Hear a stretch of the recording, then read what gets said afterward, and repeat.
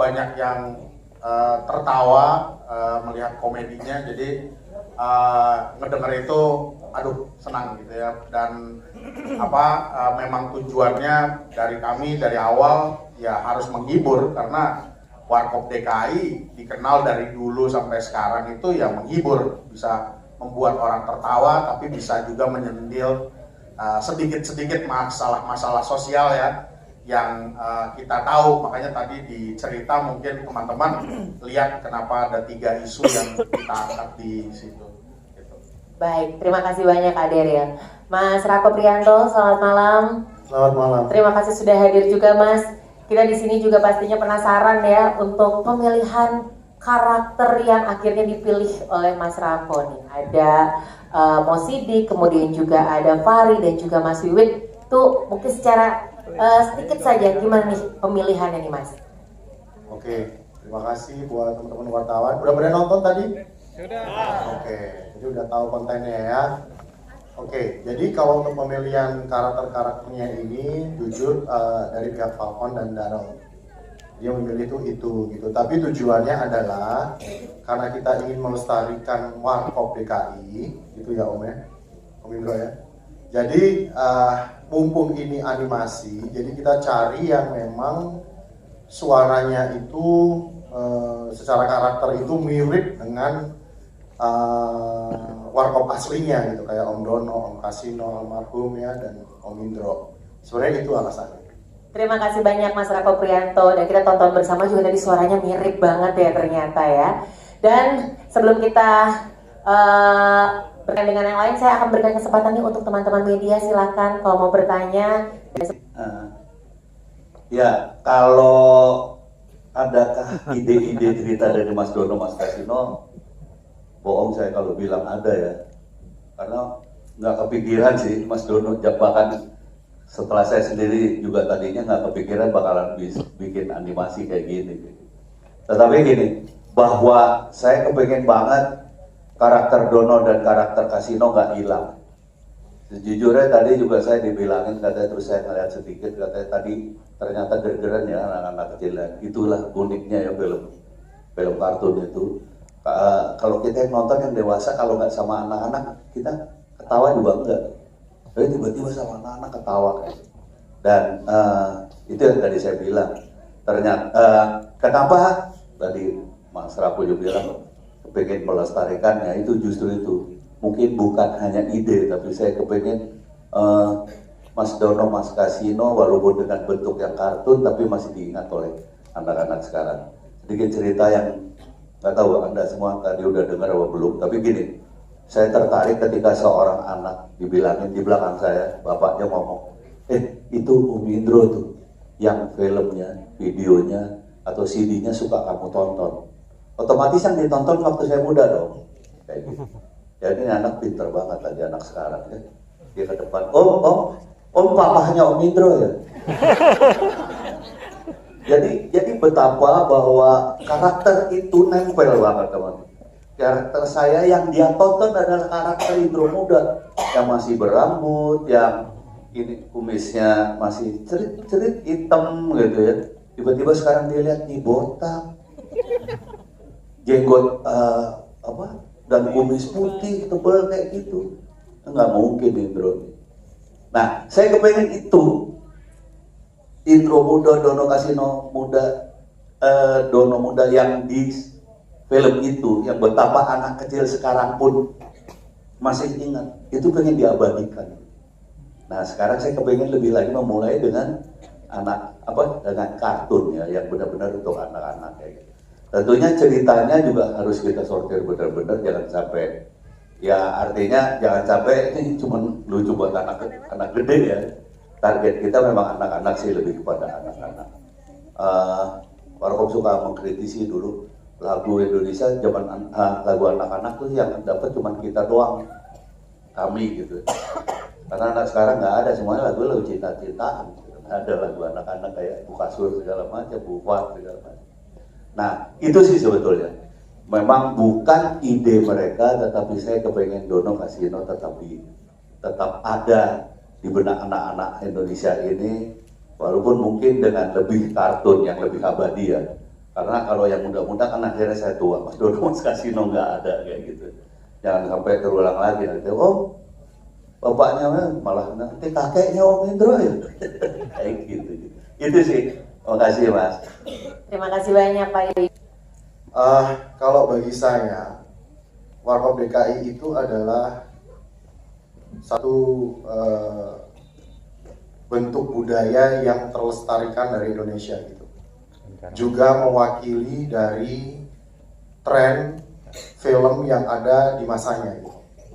Kalau Mas mengikuti film Warkop awal, ya, itu sangat berlian menurut saya. Ketika Om Dono, Om Kasino, Om Indro berperan sebagai mahasiswa kampus, gitu ya. Sampai akhirnya memang saat itu industri perfilman turun, kemudian tren berubah, ya manusia harus survive. Itu harus kita akui.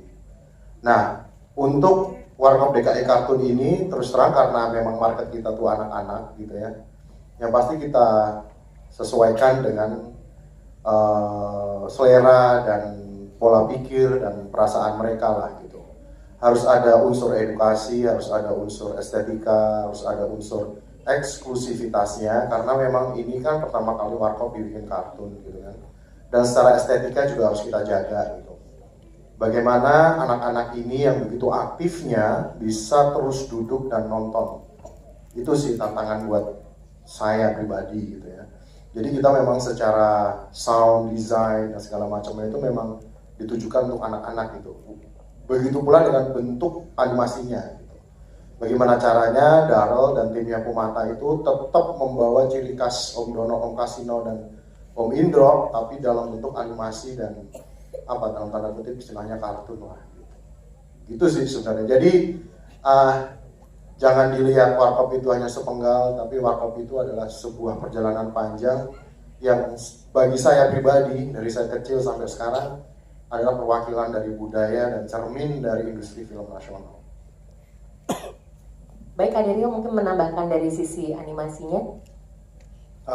Sedikit aja mungkin kalau di proses kreatif sendiri di tim kami gitu, waktu dapat ini, kita pasti riset mulai dari filmnya kita tonton lagi, dialog-dialognya, rekaman radio dulu gitu ya kita tonton. Bagaimana sih gaya interaksi antara Om Dono, Kasino, Om Indro dulu seperti apa, lalu secara film pengemasannya seperti apa. Waktu itu kami menemukan ada benang merahnya, oh ini tuh kayak 3 kepala tapi 1 badan.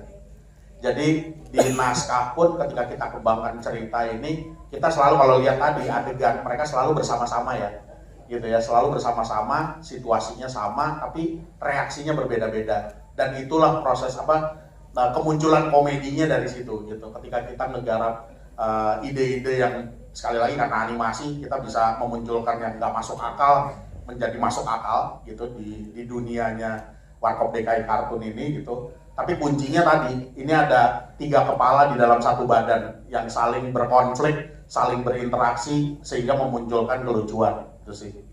Baik, terima kasih. Ya berbicara mengenai IP mungkin ya memang sebetulnya sejujurnya Warkop itu berpikir sebetulnya udah jauh ke depan walaupun nggak detail ya. Sebagai contoh kayak gini, Warkop itu mungkin kalau Anda tahu dulu mulainya bukan dari film ya. Kami dari radio, panggung, dan jujur aja kami dikenal sebagai grup yang against pemerintah saat itu. Banyak sekali kritik sosial kami, bahkan kami sering sekali ditegur, bahkan kami sering sekali itu ajudannya Pak Domo dulu, Pak Mukamtib selalu bilang, kebetulan baik sama kita almarhum Jenderal Kaihatu. Itu kalau dulu masih apa ya mungkin masih kecil lah, kapten mungkin.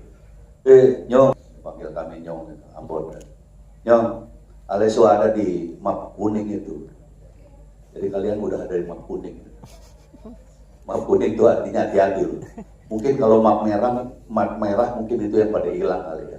Yang pada hilang, yang pada meninggal kali dulu ya. Saya nggak tahu juga. Tapi gini, saya bukan mau menciptakan itu, tapi bahwa kami itu harus berpikir kuat, bukan hanya ke depan tapi mengantisipasi apapun. Salah satunya mungkin artis yang bayar pajak pertama mungkin kami kali. Secara sadar itu nggak diminta, nggak di ini. Sadar. Itu kan sebetulnya karena dulu ada senior kami Mas Krias Biantoro yang selalu bilang kamu hati-hati, kamu lebih baik siap di semua bidang supaya kamu nggak bisa disalahin. Jadi kita bayar pajak. Salah satunya lagi adalah kesadaran kami untuk mempunyai hak kekayaan intelektual, haki. Nah itu kami udah mulai dulu punya. Memang sekarang kemudian dikenal yang punya anak-anak kami. Tapi itu setelah Mas Dono meninggal baru saya hibahkan dengan proses yang lama juga ya, ada 4 tahun kalau nggak salah. 3 tahun itu baru akhirnya bisa. Tapi gini, bahwasannya kami berpikir sih sebetulnya ke depan, walaupun belum detail, gitu. Tetapi sesuai dengan perkembangan zaman, apalagi hak kekayaan intelektual kami dipegang anak-anak yang sekarang mindsetnya udah nggak kayak saya yang masih old school banget kayak gitu. Tentunya kami terus akan berusaha mempertahankan IP. Ketika bahasa saya sebagai aslinya warkop gitu, saya pengen soul warkop itu diteruskan oleh anak-anak kami, oleh siapapun yang kira-kira bisa kita sadarkan untuk bisa, karena gini, soul kami itu sebetulnya persaudaraan kami. Soul kami itu sebetulnya keinginan kami untuk berguna bagi semua. Termasuk salah satu kenapa kami mengkritik, karena kami mewakili rakyat yang pada saat itu terus terang zaman Orde Baru DPR mana berfungsi sih, kan enggak kan gitu. Nah kami kepengen ini loh, gue bawa aspirasi rakyat kayak gitu. Makanya kalau anda dengerin lagunya ngobrol di warung kopi nyentil sana dan sini, bukannya mau usil gitu. Nah itu semua kita pikirin. Cuma memang dengan seiring berjalannya waktu, kemudian dipegang anak-anak, yang disebut IP itu kemudian menjadi luas banget, itu terpikirkan oleh kita semua. Termasuk salah satunya adalah bagaimana kita juga membuat. Jadi bukan hanya kartun, tapi kalau Anda benar-benar ingin ikutin, Warkop di beberapa film itu ada komiknya. Ada komiknya. Mungkin nggak kebayang aja gitu, dan lumayan laku banget gitu. Itu gitu. Jadi banyak hal yang sebetulnya kita lakukan yang tentunya kita kepengen soul warkop ada di tengah-tengah masyarakat. Seperti yang tadi kalau boleh saya tambahin dikit aja, ini sorry kebanyakan ngomong jadinya. Sedikit aja saya tambahin bahwa tentunya kita juga kepengen menyesuaikannya dengan keadaan sekarang. Apalagi itu kartun, pasti banget untuk anak-anaknya yang nggak mungkin lah kayaknya kita kasih jokes-jokes yang terlalu berat gitu ya. Bahkan terus terang kita melibatkan teman-teman animasi ini, mereka yang udah biasa banget membuat cerita itu juga, dan mereka yang udah tahu banget di mana titik lucu untuk anak-anak seperti itu. Kami selalu kalau nonton pertama kita nggak ada yang ketawa, kita diam. Begitu ditonton sama anak-anak, saya kaget juga tuh, anak-anak geger-gegeran kayak gitu. Cucu saya segala itu bisa ketawa-ketawa kayak gitu. Pernah kami salah satu ya dulu sama Daryl gitu, kartun, aduh, ini maksudnya apa ya gitu.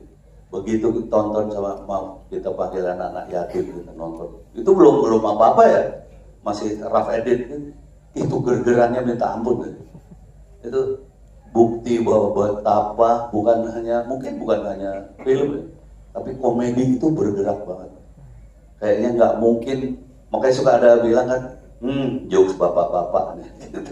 Berarti kan ada zaman gitu. Dan saya percaya betul bahwa komedi itu bergerak banget. Makanya juga saya kalau bolak-balik kalau disuruh jadi komedi konsultan, saya nggak mau. Cari yang mudahan lah, yang masih tahu komedi zaman sekarang, ntar jatuhnya filmnya komedi bapak-bapak kayak gitu. Itu sih saya pengen nambahin itu aja. Makasih Mas. Baik, terima kasih. Seperti itu. Dan Mas Dono, Mas Kasino nggak ngeliat itu. Itu sih sebetulnya. Seperti ketika juga saya melihat stand up festival 3 hari yang penuh dengan komedi yang gila-gilaan, menurut saya keren banget. Itu cita-cita kami banget, membuat Indonesia menjadi punya komedi yang colorful gitu ya. Barang ya keluhan kita. Someday komedi di Indonesia harus dipegang anak muda. Karena zaman Orde Baru anak muda tuh nggak dipercaya dalam hal apapun gitu. Bahkan organisasi kepemudaan tuh harus dipimpin orang tua. Bayangkan? Nyadar nggak? Nggak ada loh organisasi pemuda dipimpin oleh anak muda zaman dulu. Semua orang tua. Ya. Nah itu hal-hal kayak gitu kita buat bercandaan.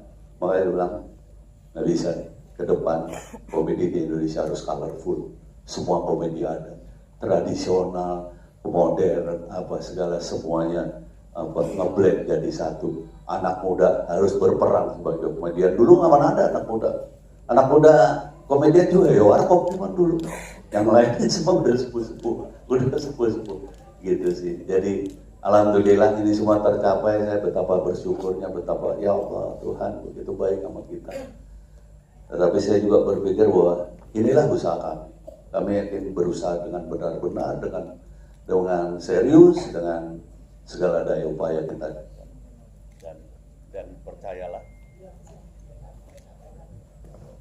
Dan percayalah ketika kita berusaha betul-betul, apapun untuk kesehatan, untuk apa segala macam, itu sebetulnya terselip sebuah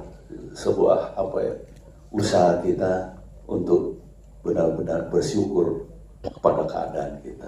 Dan ketika kita bersyukur, insya Allah Tuhan akan memberi lagi dan lagi.